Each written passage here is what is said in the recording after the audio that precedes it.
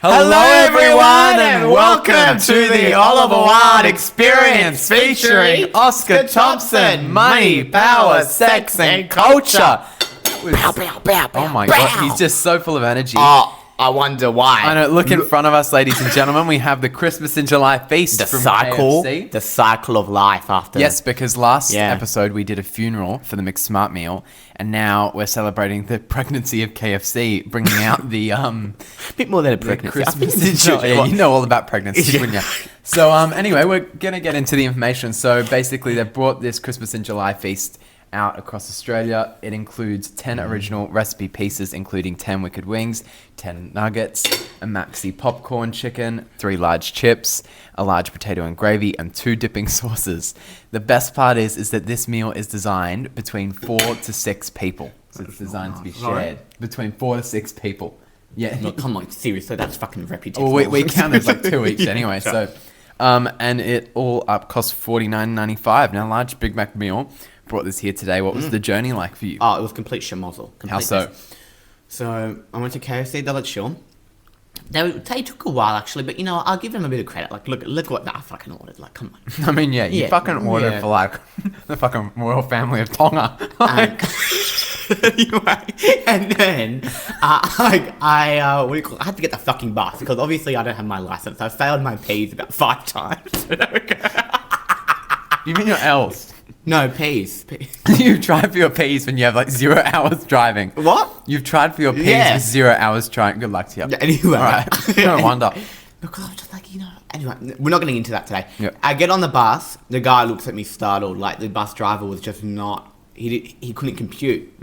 But it's so fast. So, like, you just run on, basically. Yeah. And I sit down. And people just giving me, like, really bad looks. I obviously think I'm eating this to myself. Yeah, they thought you were just going to crack it open like a fatty and start eating right then and there. And, you know, I don't blame him. Like, look at me. And then, what do you call it? We get off the bus at Canterbury and there's no other buses. The next bus is... So then what did you do? I just walked. I'm being serious. You walked fucking blocks and blocks to get here. That's ridiculous. And was the walk fine or did you have any issues? Like, what the fuck happened? Well, it was... You know, it was all right. It took forever to get off the fucking Canterbury Road. That's a mess, Canterbury Road. That needs to be day one. You know that corner there? You know that corner at Canterbury Station? That is like the drug corner capital of the world. Like, there's the most amount of drug deals on that corner, like in anywhere else in like Sydney or something. It's crazy. It's really dodgy around there. But it's so like visible. Exactly, but I don't know. It's because there's like, you know how there's like the corner bit and then there's like a little bus depot bit. Anyway, yeah. See, well, I have walked home from there. Yeah, I know. He frequently walks home at like 2 a.m. because he doesn't want to buy himself an Uber. And it's like a 1 hour walk as well. It's not like he's walking 20 minutes. Like, no, it is a long walk. There's no one there, actually. You're right. Yeah. I think like it's quiet. Anyway, it's a quiet spot. But I had a bigger issue when I ran across the field like Theresa May to get to, what do you call it? Yeah. The gates. Yeah, that's right. And then the gates were shut. And so I had to chuck the bag over. Are you being serious? You fucking threw this bag. How the fuck did the chicken not spill all over the road? I have a diploma in physics at Hustlers University, so I'm all right. Your flops need to open a university, I tell you that. But I tossed myself open, that wasn't as good. Oh, that wouldn't have been graceful, wouldn't it? No. So anyway, I think it's quite an interesting looking meal. We are definitely going to enjoy ourselves. Yeah. I must say, when we cut back, we're going to be like 50 kilos heavier. Oh, I know. And we already are right now. Anyway. So we're going to eat this, and then we're going to come back to you. This week, Taylor Swift and Travis Kelce are expected to get married on the 3rd of July. By the time you guys see this video, I think you guys will already have seen the wedding, but right now it hasn't happened. Right. So all we can go off is what we already know. So it's expected to take place at Madison Square Garden. It is having a rehearsal dinner where around 100 guests are going to partake in the rehearsal on the 2nd of July, followed by the main wedding on the 3rd of July. There's going to be around more than 1,000 guests expected to attend the celebration. That includes celebrity guests such as Selena Gomez, Ed Sheeran, and Gigi Hadid. Stevie Nicks is widely reported to be performing at the reception, and there's going to be tight security, street closures, and a large police operation around the venue. What are your thoughts so far on the wedding? Do you know much about it? I'm happy she's finally getting married. You sound like a crackhead. Did you guys hear that? So it's all your voice. It's all the fat from the KFC. So, you know. All right, yeah, no. Continuing. Yeah. But I'm happy that she's finally getting married. Yeah, of course. But I just think it's sad how it's going to happen at all likelihood it's pointing to having an MSG, just because, like, wouldn't that for her be, like, it's kind of getting, that, like, she's a performer. Yep. That just seems like, to me getting married at work. Okay, yeah, that's an interesting take. You know what I mean? See, like, it's... I was thinking personally, like, and I'm not saying this is my exact thoughts, but I could understand why some people could also see that being the venue as incredibly out of touch. Just because it's a bit like, I understand she wants security. I understand she wants something extremely private. But in the end of the day, I don't really understand how using one of the biggest venues in one of the biggest cities is private. I feel like that's just a bit attention grabbing. But I mean, at the same time, she's entitled to do whatever she wants, wherever she wants, to spend her money however she wants.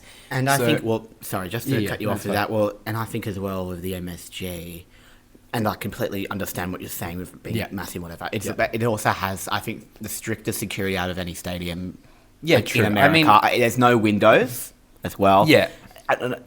Anyway, I don't think anyone wants to assassinate Taylor Swift. No, I mean, I must say though, like, look, if she has 1,000 people attending, there's many venues across the United States with a lot of security that could fit 1,000 people. That's what I'm just saying. But I'm thinking, sure, I actually thought when you read 1,000, that seems quite small. Small, yeah. I could have expected it. Considering how many people she knows, like, I understand it's a wedding. Like, yeah. I understand. But it's like, if you had the MSG, the capacity of that's massive. It is, which is what I'm saying is she's not going to fill it up. No. Like, it's not going to be... Well, it must all be on the floor. Yes, that's what I would assume. And then flowers or something all on the seats or something. Yeah, something like that. Anyway, it will be interesting to follow because, like, look, I know I've presented kind of the negative case for it and the positive case, but in the end of the day, it's kind of a bit of an uncharted field in the sense that I've never seen anyone get married in a stadium. No. Have you? No, I never have. I know you're keen on getting married in Vegas. Yeah. You know how you do the... I do. You can pay like $100 to get married in Vegas. I've always wanted to do that. It's extremely tacky. That's why I love it. Very bogan. Yeah. No, like, can you imagine getting like the cheap flights over there? Actually, but not actually. Like, what do you mean actually, but not actually? Like, as in, like, not like you're not actually thinking about it, but like it could be funny. No, as in, like, I'm thinking about it, and I'm thinking about actually so genuinely getting legally married. God knows to who. Yes, I'm gonna have to pick up some Bethany on the street. Yeah, whatever. But like, that's not the end of my. Do you get what I'm trying to say? What do you mean that's not the end of as in, like, that's at the end of the road? No, it's not the end of the road. But you're married. No, but like I'm not. But I'm getting a divorce. Like so you're gonna get married and divorced. You actually don't have to get married legally, but like you kind of do. It's an interesting thing, that concept of marriage, because it's like a lot of people would say it's strictly religious, but then I think it's also like a legal thing. Like, there's different things though. There's civil partnerships, there's marriages. I think. Well, it obviously goes back to Australia being a kind of Judeo-Christian country, as you know, the conservatives love to remind us. Yeah.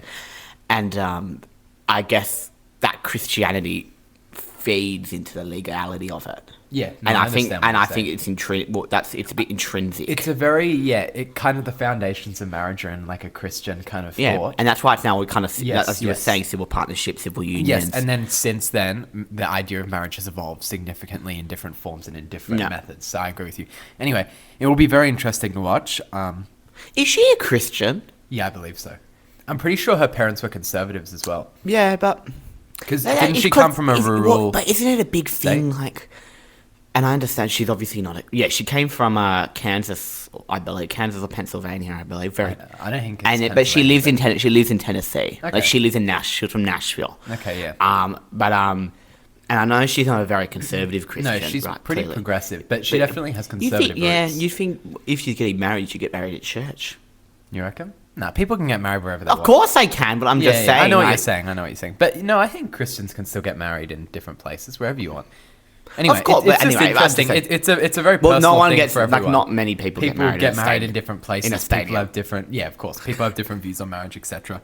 Anyway, congratulations to them. And this could really backfire. What if they just don't get married? Well, that's right. This is in our video. I actually hope they don't, because I think. Really? No, do you think it pressures people to get married and like do stuff like that? Yeah.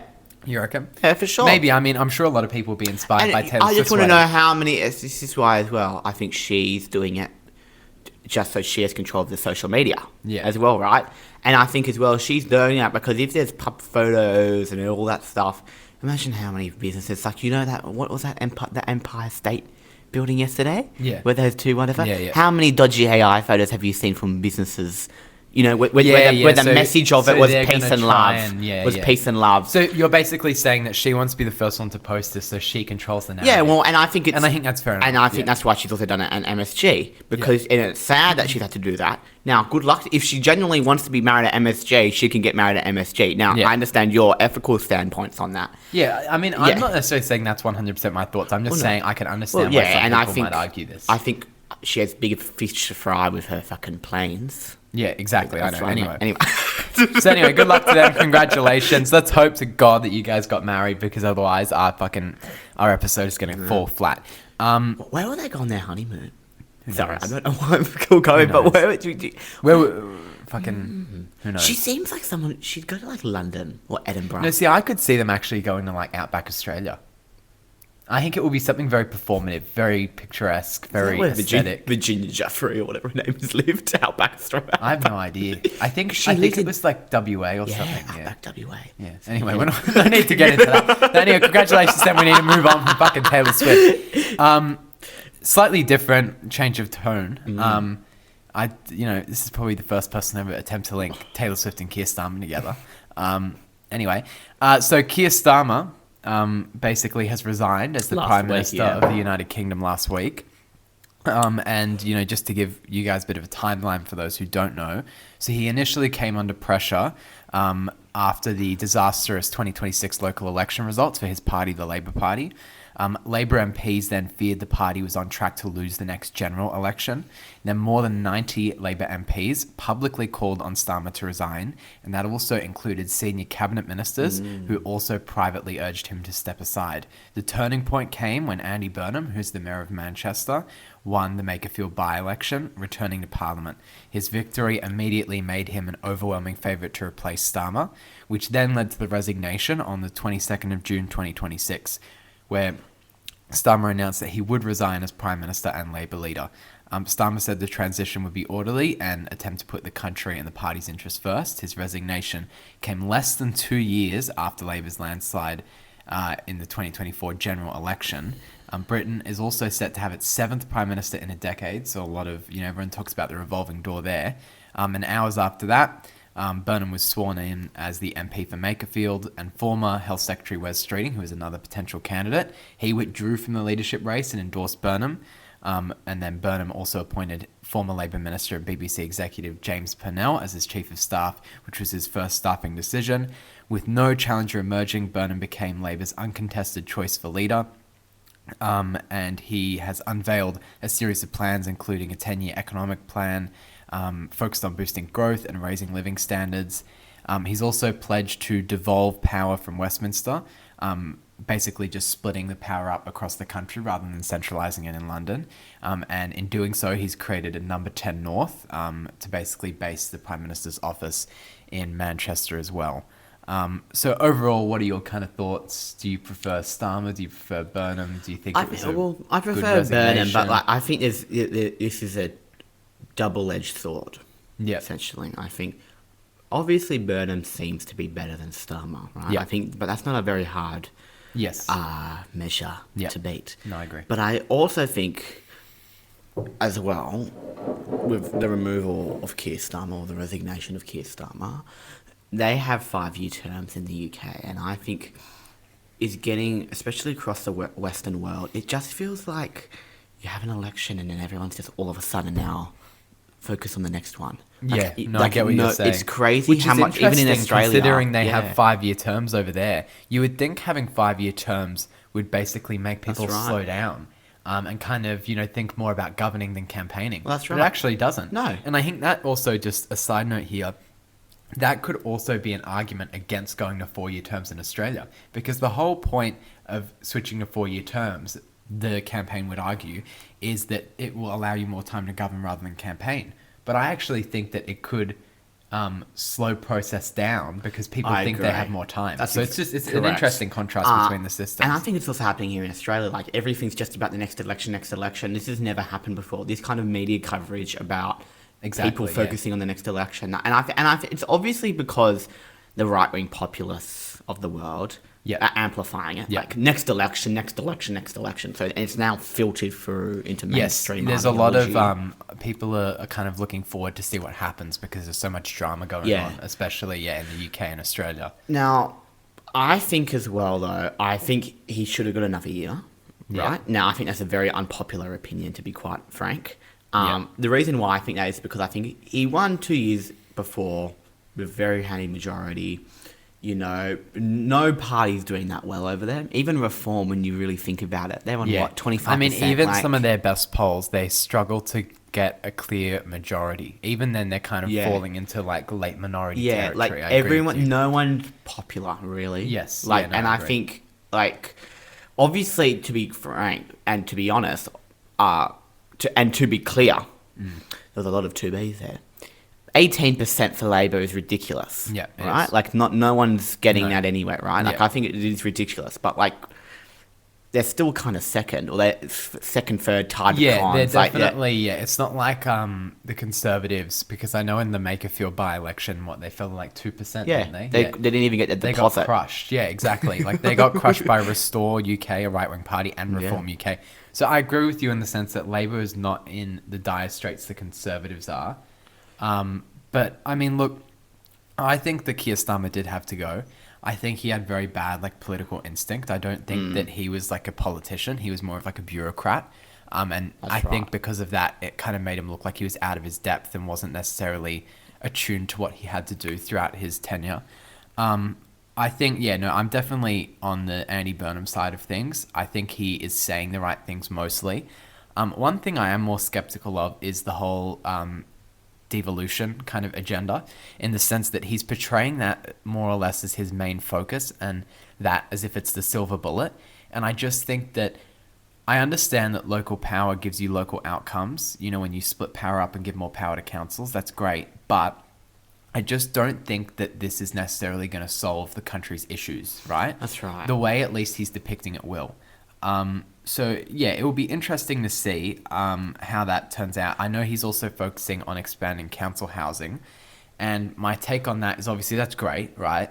But his issue is he is constrained to the Keir Starmer's 2024 election manifesto, which basically said that they won't be able to raise taxes, meaning they won't be able to raise enough revenue to reform the housing system that they would need to have. Does that make sense? So then basically they either don't have the money to invest in housing, or they're going to have to change the planning systems. And I think if they do that, then it kind of, we could see lower building standards and stuff like that. So I'm not sure how that's going to go. Just quickly back to devolution as well, just to circle back. I think as well, just get to it.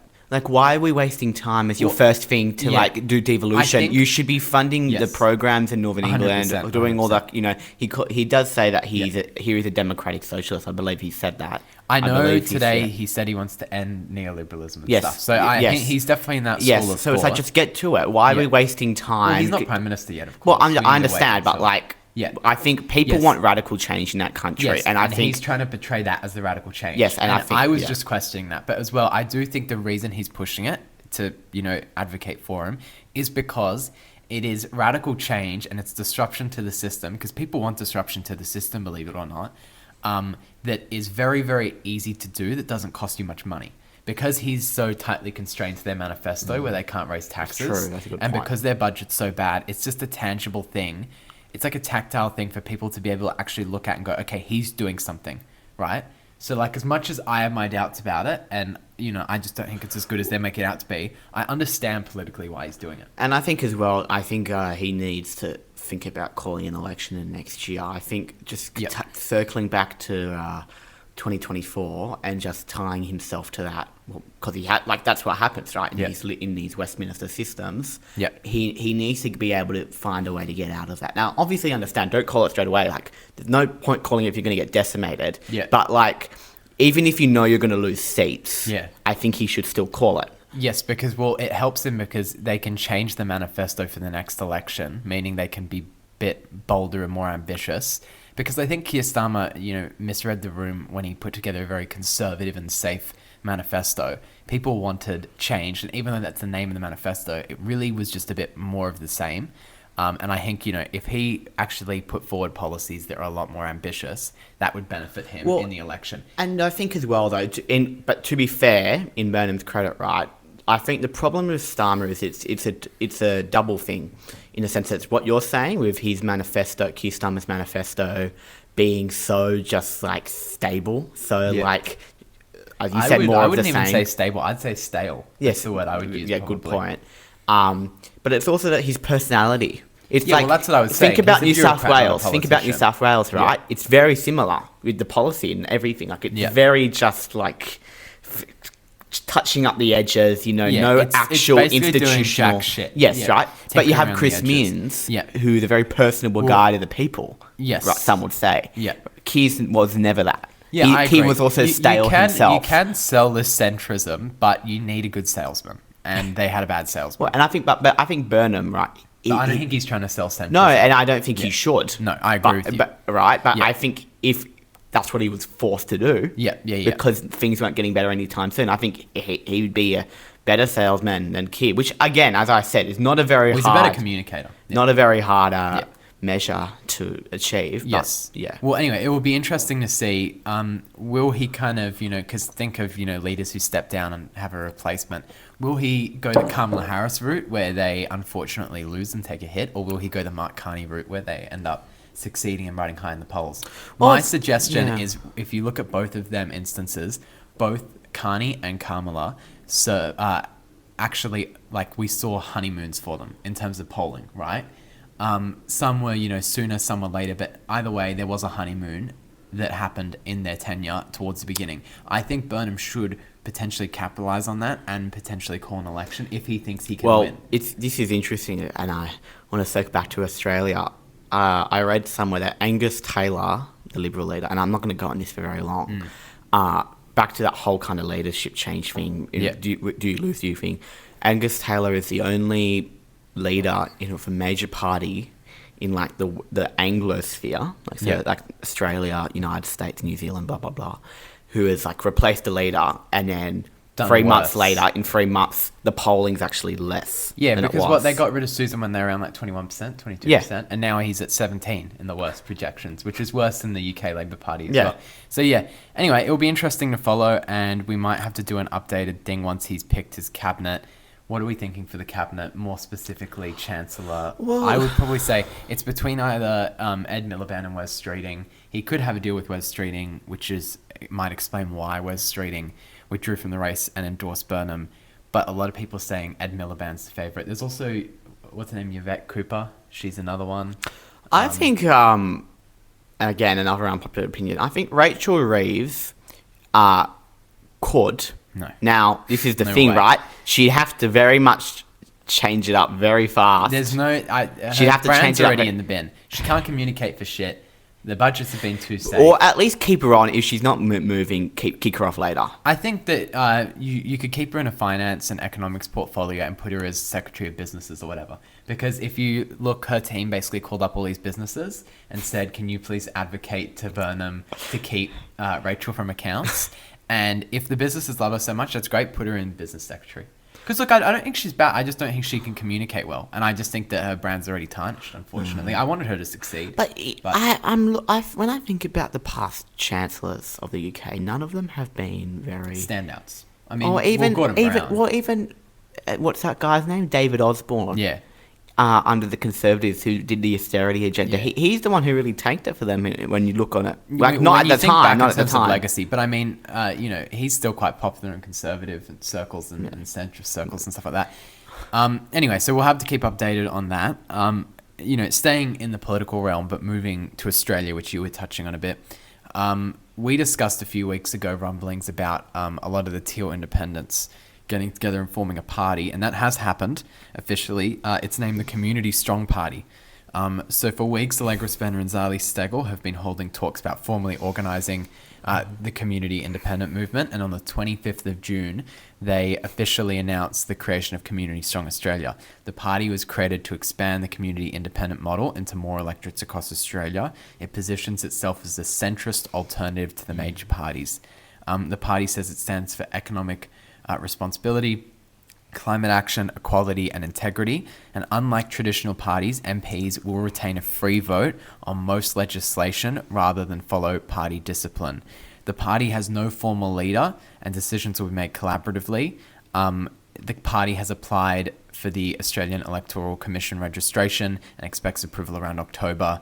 Party plans to run candidates in the House of Reps and the Senate at future elections. However, it will not run candidates against existing community independents, instead focusing on new electorates. And I also heard Zali has already indicated they won't be running, obviously every electorate, only specific ones. Yeah, they should only focus their resources on things they can win. A few Teal independents have publicly declined to join, and others have left the door open to future cooperation. Spender has said the party was created for those who feel politically homeless and want practical community-led alternatives. What do we think? Well, it's a shit name. Yes, it is. Pretty shit name. saw, shout out to the Sloan Zone YouTube guy. I like Sloan Zone. He said that it basically reminds him of the Confederate States of America, the CSA, and then there was also child sexual assault is also CSA. That's just do you think that's a stretch? I don't know. I don't think it's a good name, but I also think the initials are unfortunate. I don't think it's. Yeah, but I don't know. But it's still a shit name. You could pull that with every. What I'm saying is it's a shit name and there's shit initials. So anyway, what do we actually think about the party? CSA actually, the more I think about the CSA, sounds like some crazy right wing. Yeah, I don't know. Yeah, anyway, what are my thoughts on that? I think it's interesting that they're actually calling themselves centrists. Because they have actually, if you look back, they don't actually call themselves ideological. I think they're above that. And I think that's it's interesting. The annoying thing. Well, you can. They act like they're above everything when they're really not. These people, they act like they're some mystical beings just because they live in some seaside electorate. But in the end of the day, they have to play the same games and use the same tactics that everyone has to play. That's what they've realised. And I think Labor winning 94 seats has made them think minority governments aren't just going to happen. No, it's exactly. It's not a given. That was their business model. They were hanging around for a minority parliament. And I just think, look, I'm open to this party. I think that it definitely could do well in some electorates. This is not a party that is going to be able to form government, but it is definitely a party that could add to Labor's left bloc. If we start becoming more fragmented with more parties, you could see the left bloc include the Greens, Labor, and Community Strong, and the right bloc include Liberal, National, One Nation. Well, and I also think it makes absolute sense that these two, because they're the two safest Teal seats. And they're also two of the more well-known ones. Well, Zali's been there. As well, could probably be Zali's been there the longest. Yeah, she came in 2019. And I think Zali will easily win. I'm not sure about Allegra, though. If you look at the vote for Allegra's seat, the Liberals actually was stable. The Liberals didn't decline in vote. Yeah, okay. It was people who voted Labor and Greens who boosted Allegra's primary vote, which boosted her because she consolidated her preferences, right? I think it's a bit of a stretch to say Allegra might, but she could. I think there's a lot of people, and I think as well, if those other MPs like Nicolette Bullard, who's only on 0.1, Monique Ryan's on 0.7. I think she's gone at the next election in Bradfield. Yeah, even as an independent, that's up for debate. Yeah. But if they went to Community Strong, they'd just be at such a deficit. Yeah, I think it's just... Yeah, that's the thing. I don't know how many... I think in order for this to be successful, they need basically all the Teals to join and they need Pocock to join. I don't think that that's going to happen. Look, I want them to do well because I want them to basically decimate the Libs in the last few kind of seaside moderate seats they have. But I don't know. Do they even have it? Or they have Goldstein in Melbourne? Yeah. But I'm not fully convinced. Yeah, but wasn't there an independent running in McPherson and stuff like that? Or something like that. Right, yeah. There's a few seats they can definitely get. I want them to do well. I'm not convinced, though. I just don't think that they necessarily have enough people behind them. And I think this whole thing about appealing to One Nation vote is just bullshit. No, I agree with you. I think that them electorates aren't even, I think that they call themselves the change, but they're really not. The whole change is being more of the same. It's a bit of a weird horseshoe situation. You know what I mean? Well, I also just think overall, just to sum it up, I also think it's a bit of a concession because, these have been the people who've been saying, look how great it is to be independents, for the past, 6 years or whatever. 3 years, whatever. We're proud independents. Well, clearly you're not because you've had to become a party. Now, people might say, well, that's because they're trying to get around some of the donation and fundraising stuff for the election laws. But I still think that this is an admission that independents can't, whether we like it or not, I'm not saying this is a good or a bad thing, but they just can't have the cut through that major parties do. Well, it's also you get, I know in the UK, I'm not sure specifically about Australia, but I'm sure it'd be the same. Those independents in the UK have all joined, are all in a party. Yeah. Actually, Okay. if you didn't know, it's called the Independent Alliance. Okay. And they do it so they get more questions in question time. Yeah. Well, that's smart. There you go. Right?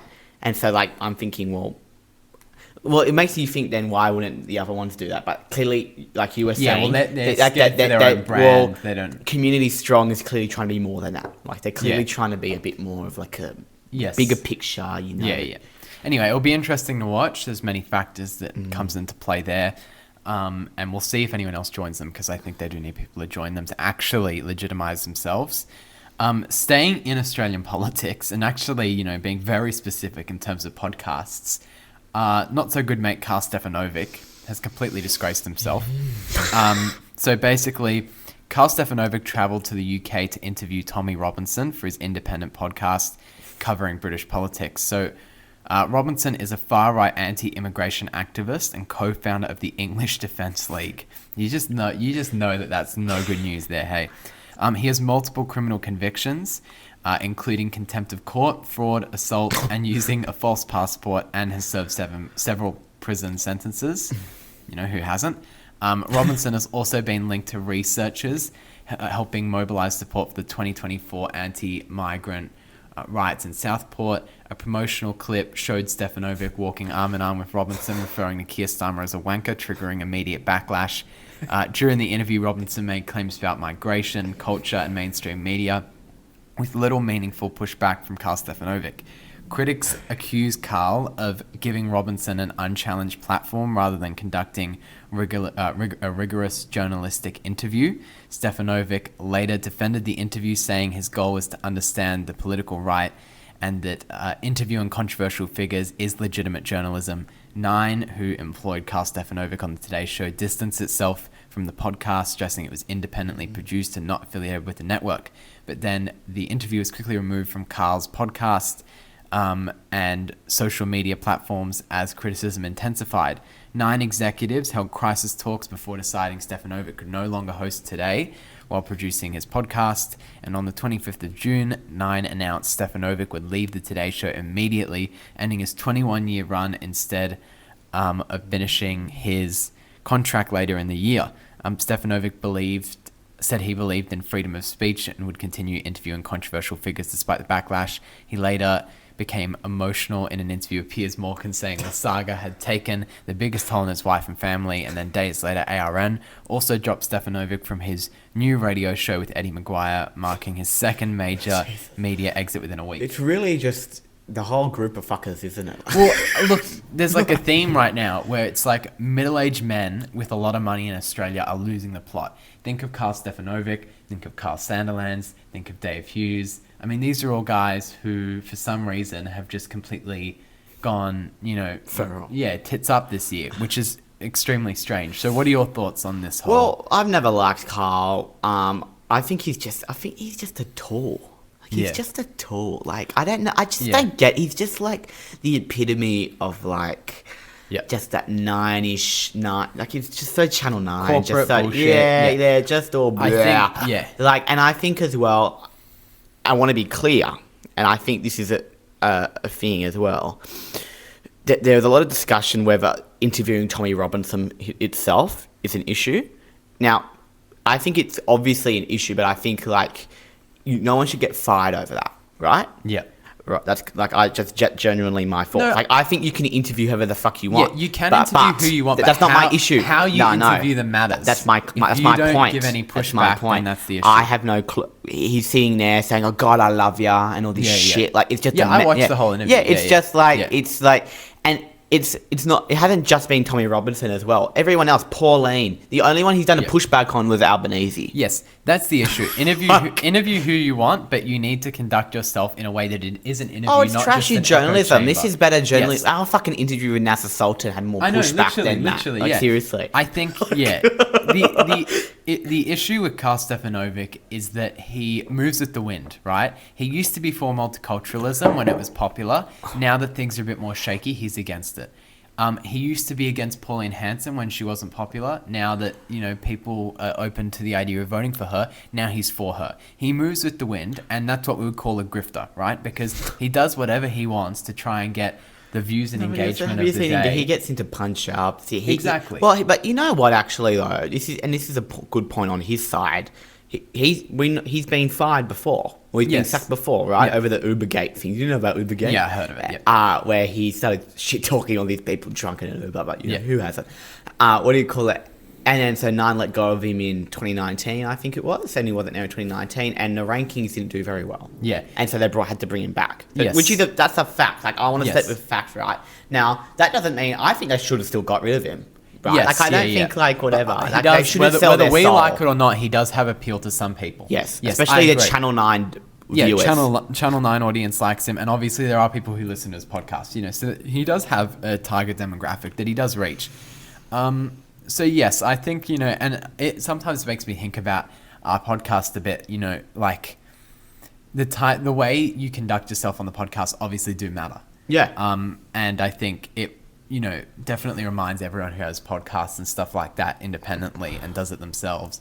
It reminds people that, whilst we might be sitting in, sets, or in our case, wherever the fuck we decide to film that week, you might be sitting somewhere that's isolated and you're not necessarily in front of an audience, but what you say still, well, it's a news does source. reach people who will take you extremely seriously. People would be listening to this, and for whatever reason, this is their way of getting news, which is Do you reckon? You reckon people think that this is their way of getting news?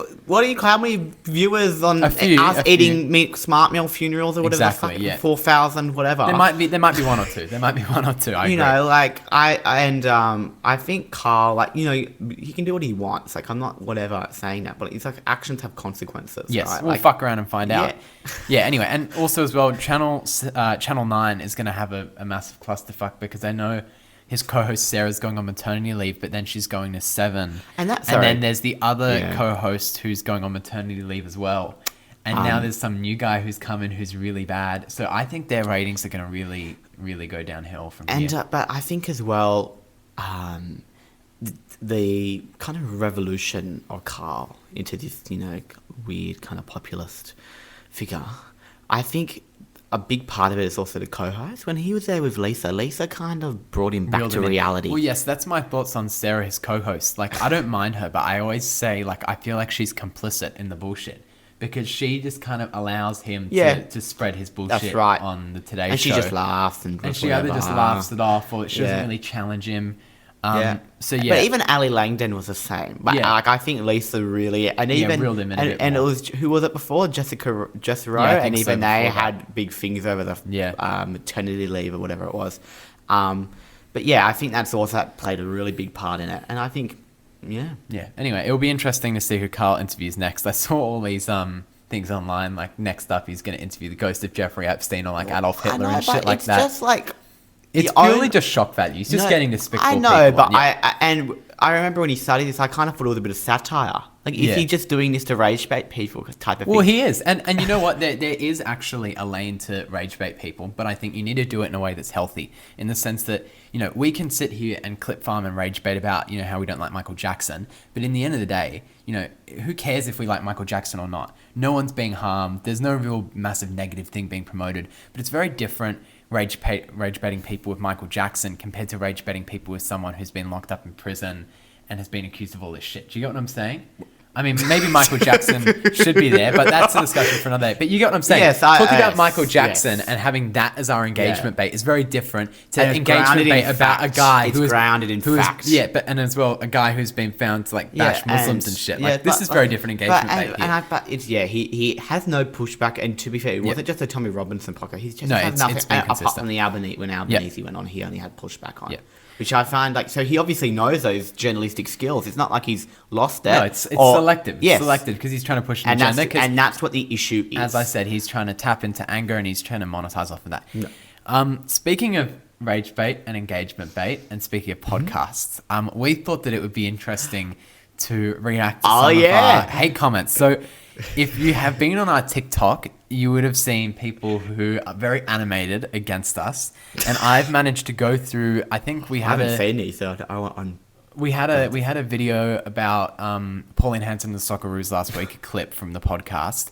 And people went feral. There was like 240 comments, but apparently a lot of her commenters are like bots from like Philippines. the Philippines or Indonesia. Well, they just all say Pauline for PM with orange hearts. Pauline, I love Pauline. So anyway, I thought I'd read out some of the ones, some of the best ones. So, we have simple ones like dickhead, wake up, mate, grow up, not true, fake news, you silly little boy. What a load of rubbish, tool. All these young Labour and Greens kids have no idea. Idea is spelled IDEAR. What is going on at the moment? Give them 15 years of working and they will change, spelt Chang, their minds. Get off the soy milk, mate, which is an interesting one. I actually prefer almond milk, which is I've never tried soy milk. I think almond milk is my go-to because I'm lactose intolerant actually, and I don't always abide by it. Usually I just go for the real thing and just shit myself. But I've found almond milk is the best other type of milk. My mum drinks almond soy milk. No, okay. I've never drank soy milk, so I don't. Yeah, anyway. That's like the most. Sorry, it's a good one. It's a better one. See, I like the Some of them are good. Yes. Yeah, if you're funny, like fair enough. If you're just gonna say like dickhead, like sure, okay, it's great. But like you got to be a bit more creative. No, you got to spell correctly. That's another. Yeah, and to be fair, Neil, who has an Australian flag and he's about 60 years old, did spell that right. Good on you, Neil. Okay, so yeah, on you, Neil. Seriously, grow up. Stop being disingenuous. Appears any clown and their mate can spout crap on a podcast these days. So you're not a clown, you're just the mate of a clown. This bullshit. Oh my God, what leftist school did you go to? Oh God, trust me. I know nothing was leftist about that. Oh, for fuck's sake, be quiet. You're a fool, you need help, mate. Lowest IQ take I've ever heard. Yes, the woke left who believe in unicorns and rainbows telling us all what we can and cannot do. Are these idiots for real? And this is another good one. Brainwashed little man. I've never been called little in my life. So you know what? I'll take that as a compliment. What do you want to be little? Yeah, I'd like to be a little Marco. Yeah, I know. Oh, sweetie, you don't have a clue. Dumbest bloke on TikTok. You can always trust the lefties to twist and contort the facts just to justify their hypocritical ideologies. This was spelt correctly, so we'll give that to him, and he used a full stop. So fair enough. What was the comment? Sorry, what was it? Lefties always twist and contort the facts and all that. Since he spelled it correctly, I'll give him the time of day. I'll engage with that one.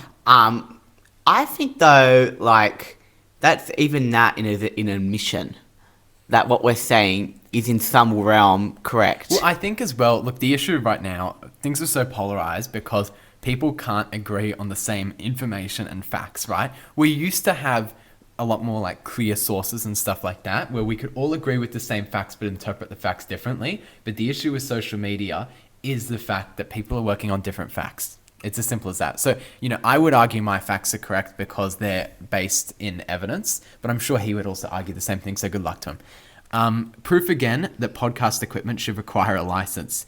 What a daft take on two completely separate and irrelevant topics. No, you're just a tosser. What a fool. Surprised he doesn't have a tea towel around his neck. What the fuck does that mean? Like the kafir? Is that what he means, or maybe. Does he mean something else? Well, tea towel around his neck. I don't know what else, mate.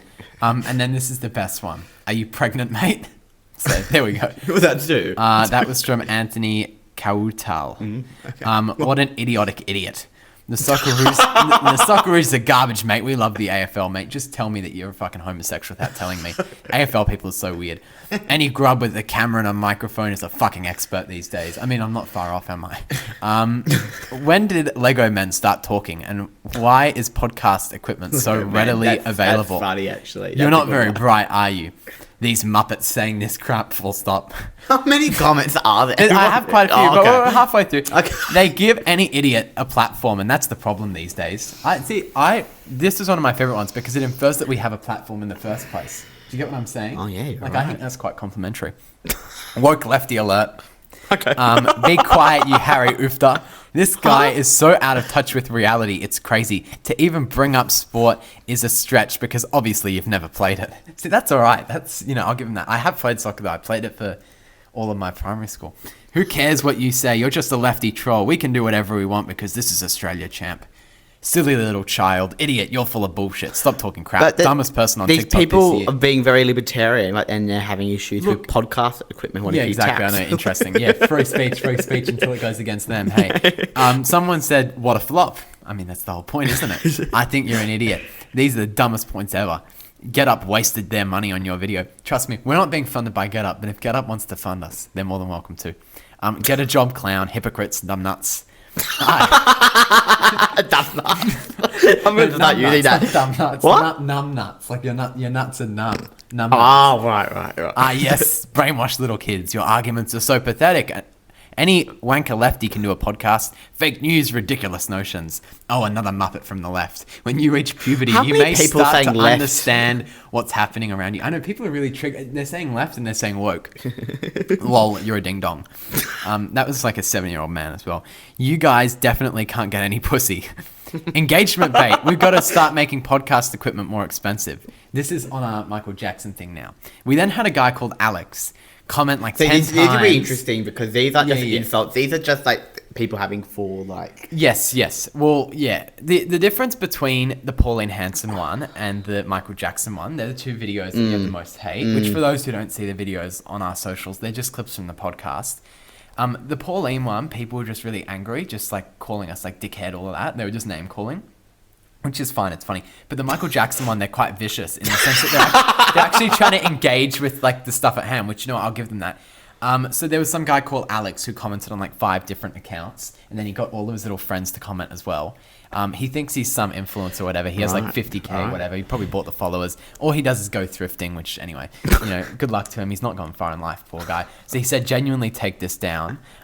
Someone else said, podcast mics before a pen license is wild. Did you ever get your pen license? No. You're the type to never get your pen. See, I got my pen license. But no, I don't think anyone in my primary school got a pen license. I was second.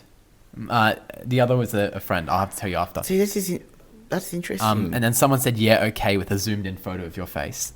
A duo's echo chamber, someone said, which I like that one because I want to get that comment, a duo's echo chamber framed and put it somewhere. What is an echo chamber? It's exactly what it is. Everyone thinks they can have a podcast nowadays. Who let them start a podcast? Who the fuck genuinely listens to you lads? That guy's about 60. And then in brackets, let's start a podcast and run our mouths. That's exactly the point. They've cracked the code. 2 clowns and microphones. It's time for you boys to go back to preschool kiddies.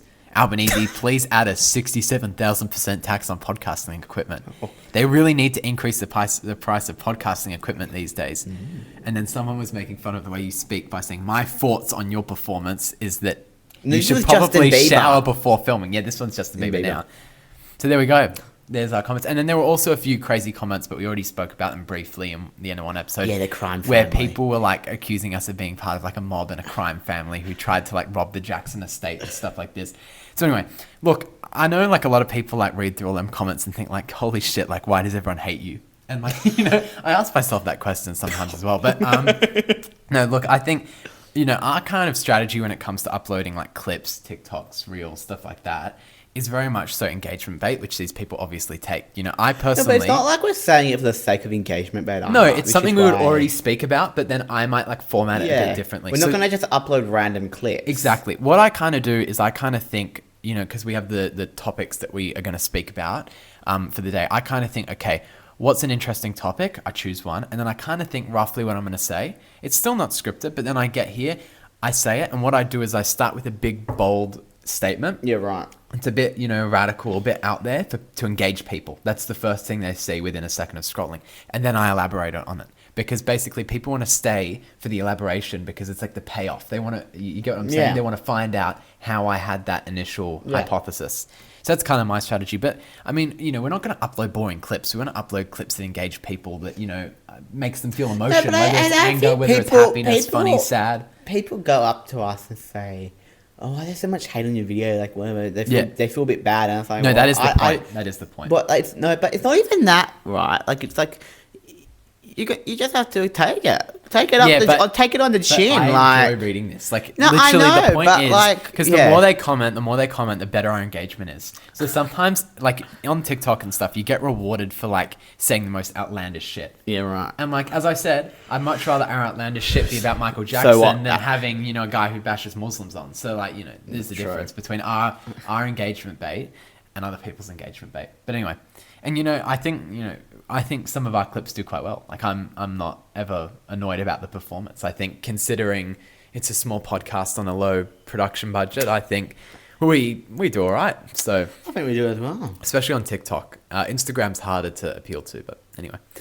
So anyway, there we go. There is our episode for today. Thank you for listening. We will be back in 2 weeks, and we will have to see what happens then to speak about. In the big world. I really, really hope that Taylor Swift did get married, because otherwise our episode would have been a real pickle. Because can you imagine if we have to upload this and she just didn't get married? No, she has to be getting married. So you guys would already know. So you're already ahead of us. Anyway, thank you for listening. Thank you. Thank you for watching. Oh God, that chicken, the KFC chicken. I think we're Christmas in July. What about it? It's just... Spit it out. Come on. Okay, we're going to have to... It's making me tear up. Okay, we need to get him urgent medical attention. So I feel like... Sorry, just a sec. I've gained it back. Hurry up. Okay. Hurry up. Christmas in July feast. What are our thoughts? What? I think that it's a lot of food for a lot of money. That's my thoughts on the KFC Really? Christmas in July feast. Yes, there we go. What's your thoughts? Go, quick. Sum it up in one word. One word. Give us one word. Go. Ambivalent. Fuck off. Next week, but I wonder what food we should do next week. No. Tell us, people, what food you want us to give us review, and we'll do it. Well, recommendations. I want to do that. Perfect idea. What? I know we're on the recording. Perfect idea. That order Facebook Marketplace food. Oh my God, it's giving me tears. Can you imagine? We're going to have some like South African... That's woman, been all like, over come my to the door. page. Yeah, because people order in like food from Facebook Marketplace and they deliver it to your door and shit. I know. But, Yeah. and it's a double-edged sword, because I think they should be getting taxed because they're making money. But Yeah, at the same same time, do we really want to be and also, taxing them and poor also, people? sorry, I shouldn't have started with that, because that's genuinely not my first concern. My first concern genuinely is the WHS, Yeah, work exactly. health and safety. Yeah. God knows what's going on in those kitchens. Yeah. Can you imagine? Anyway, we'll have to see. Next time you see us, we'll have a feast in front of us. So that's all you need to And know. we're going to state conference. Yeah, we're going to New South Wales State Conference this weekend. Why is it so funny? What? Because it's they're going to state conference. They're going to state conference. What the fuck are you doing? Thank you. Thank you.